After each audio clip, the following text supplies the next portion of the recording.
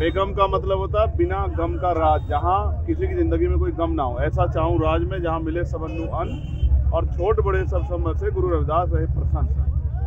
ऐसे राज की कल्पना करने वाले जगत गुरु सद्गुरु रविदास जी के प्रकाश पर्व पे हम लोग शामिल हुए, और किस तरह से लोगों की समस्याएं खत्म हो, लोगों के जीवन में उत्साह, उनको स्वाभिमान सम्मान जीवन जीने का मौका मिले, उसी के लिए जो है आज गुरु महाराज के चरणों में प्रार्थना की कि उनकी अरदास जो स्वीकार हो। लोग जो हैं, सिर्फ अरदास से काम नहीं चलेगा, लोगों को भी अपनी लड़ाई को स्वयं लड़ना पड़ेगा।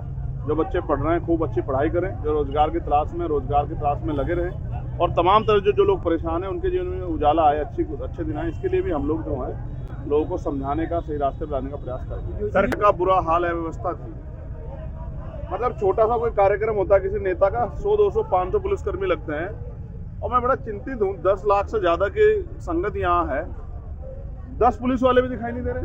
वो भी आज लगे केवल। जो काम पुलिस को करना चाहिए व्यवस्था का, वो काम यहाँ की संगत में जो आए हैं हमारे साथी, वो लोग कर रहे हैं। मैं ये बहुत बड़ी गैर जिम्मेदारी है, मुझे ऐसा लग रहा है।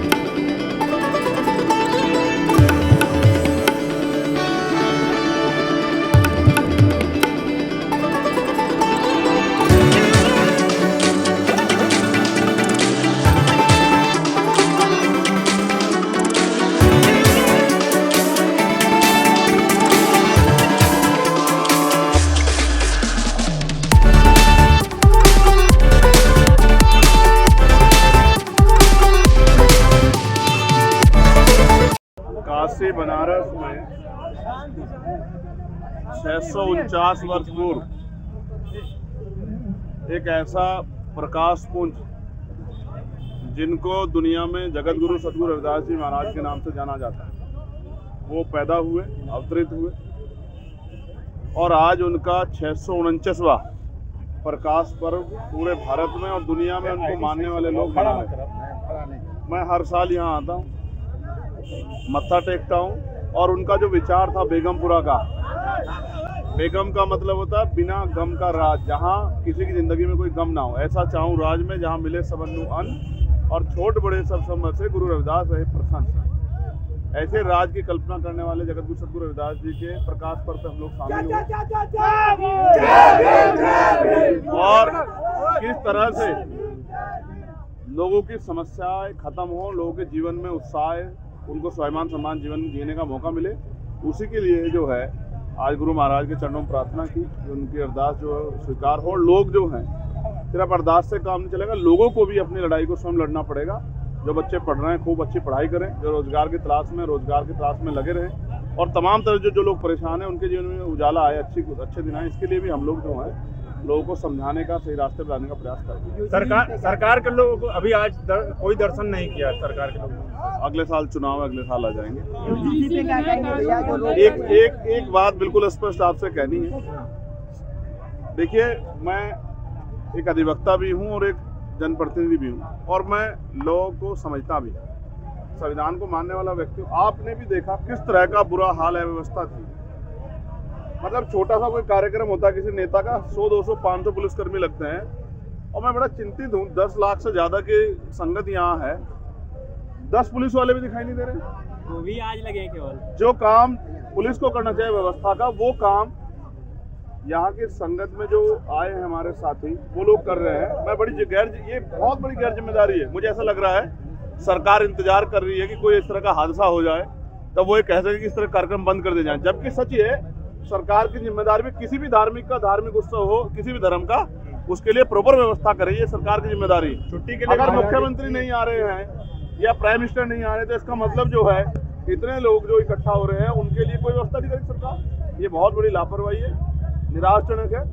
मैं यहाँ के अधिकारियों को कहूँगा इस तरह का व्यवहार किसी भी कीमत पर स्वीकार्य नहीं हुआ, इसमें उनको अपने इस व्यवहार को परिवर्तन करना चाहिए। आजादी, ये यूजीसी के बारे में ये पिछले कई दिनों से यूजीसी को लेकर हमने 11 तारीख को दिल्ली में प्रोटेस्ट रखा है और आप जानते हैं, मैं भी जानता हूँ, कोई कहीं से गाइडलाइन में ऐसा नहीं जिन्होंने पढ़ी है कि वो किसी वर्ग के खिलाफ, वो सभी के लिए है। किसी के साथ यूनिवर्सिटियों में भेदभाव या इस तरह की सिचुएशन ना बने, किसी लोगों की जान चली जाए, वो कहीं से किसी के खिलाफ नहीं थे यूजीसी गाइडलाइन। हाँ, उसमें कुछ कमियां हैं। कमियां ये है कि उसमें जो जिस तरह की समता समिति बनाई जा रही है उसमें हेड ऑफ डिपार्टमेंट जो है, समता समिति के अध्यक्ष जिनको बनाया जा रहा है वो वाइस चांसलर है। वाइस चांसलर अगर जो है एक ही विचार के लोग होंगे जिनकी बहुलता था तो फिर कैसे कहाँ से न्याय हो जाएगा। उसमें मैंने अपनी आपत्ति आज जो है माननीय धर्मेंद्र प्रधान जी को, जो है जो HRD मिनिस्टर, उनको मैंने लेटर भेजा है 4 पन्नों का। उम्मीद है कि वो उसका संज्ञान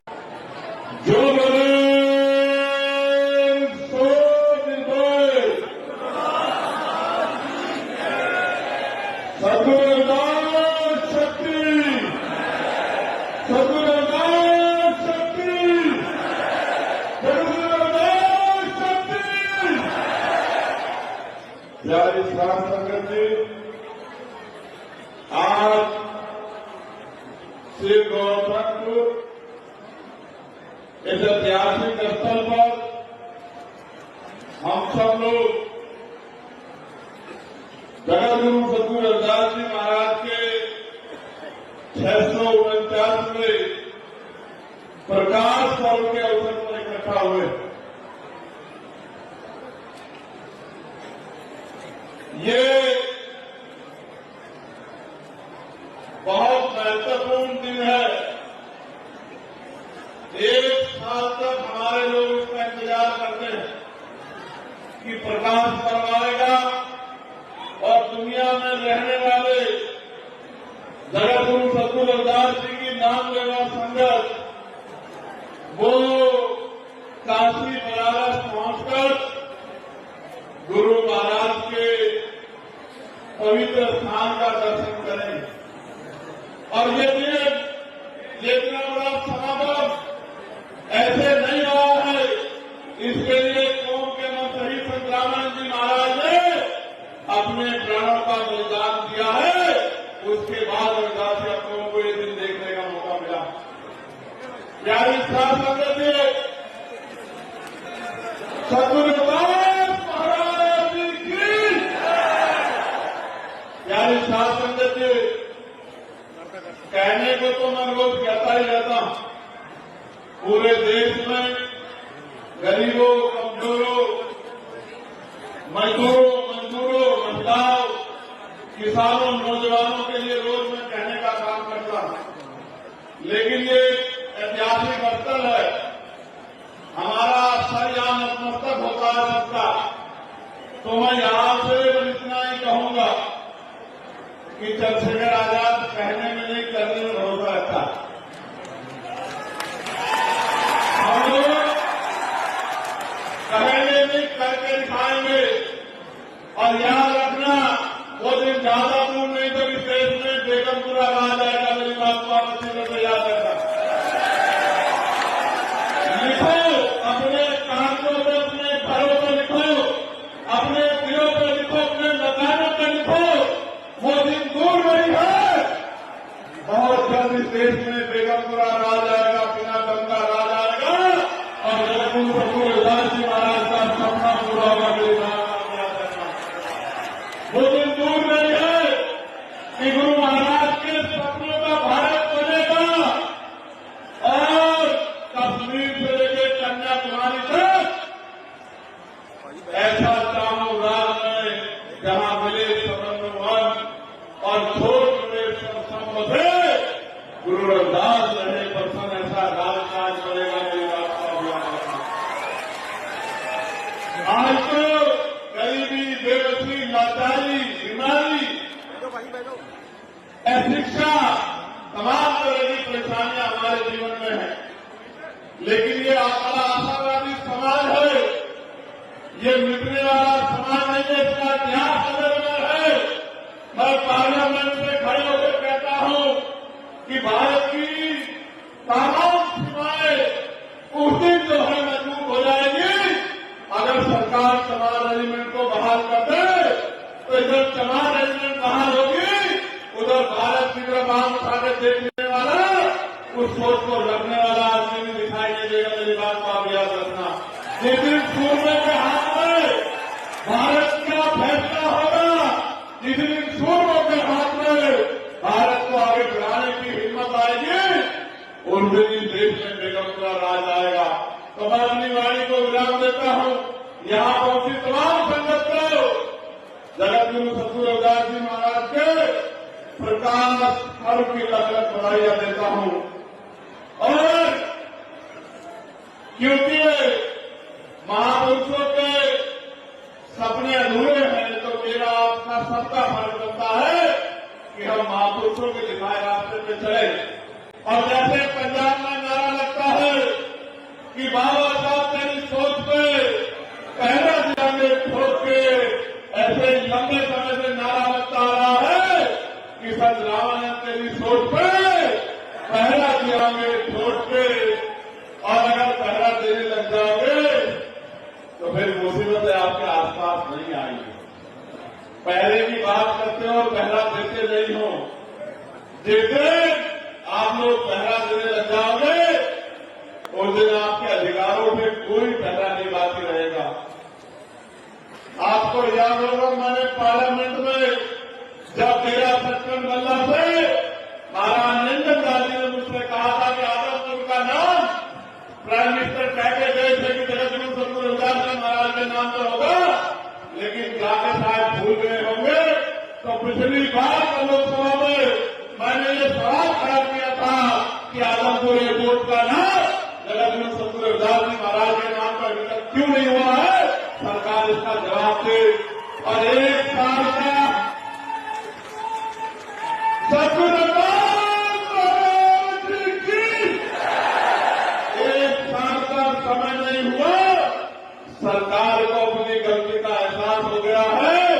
इसी तरह से आपकी मांगे, जब आपका कट मजबूत होगा, जब आप में एकता होगी, आपकी मांगे आती रहेंगी और वो सबको पूरी करनी पड़ेगी। बहुत बहुत धन्यवाद। जय गुरुदेव, धन गुरुदेव, जय भीम, जय भारत।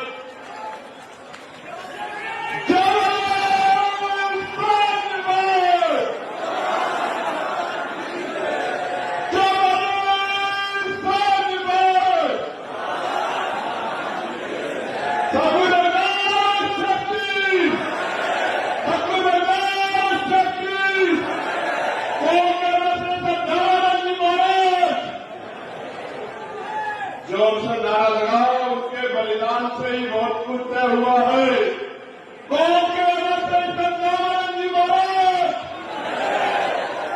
अगर जिनका बलिदान होगा उनको भूलने लग जाओगे तो फिर इतिहास ज्यादा दिन याद नहीं रखेगा। मेरी बात को आप याद रखना। मैं तो जब लोकसभा का सदस्य बना था तो सबसे पहले वही राष्ट्रीय बिहार जाके मत्था टेका था, उसी स्थल पर जहां कौम के अमर कृष्ण रामन जी महाराज की जान गई थी, जान को गोली लगी थी। आज मैं देख के आया था उस नगर में। प्यारे शासन जी, सतगुरु जी की दया आप पे बनी रहे। महाराज आपको तरक्की वाला बच्चे खूब आगे बढ़ो, अपने बच्चों को पढ़ाओ लिखाओ, रोजगार हासिल करो, बुराइयों को छोड़ के अपने गुरुओं के रास्ते पे चलो। आप सबके लिए मंगल कामनाएं। जो सेवादार यहाँ सेवा दे रहे हैं उनका भी बहुत बहुत धन्यवाद कि वो बहुत मेहनत करते हैं, उनकी वजह से बहुत सारी समस्या हल हो जाती है। और जो संत महापुरुष स्टेज पे है उनको भी मेरा जय भीम, जय भारत, जय गुरुदेव, धन गुरुदेव। बहुत बहुत धन्यवाद, बहुत बहुत मंगल कामनाएं।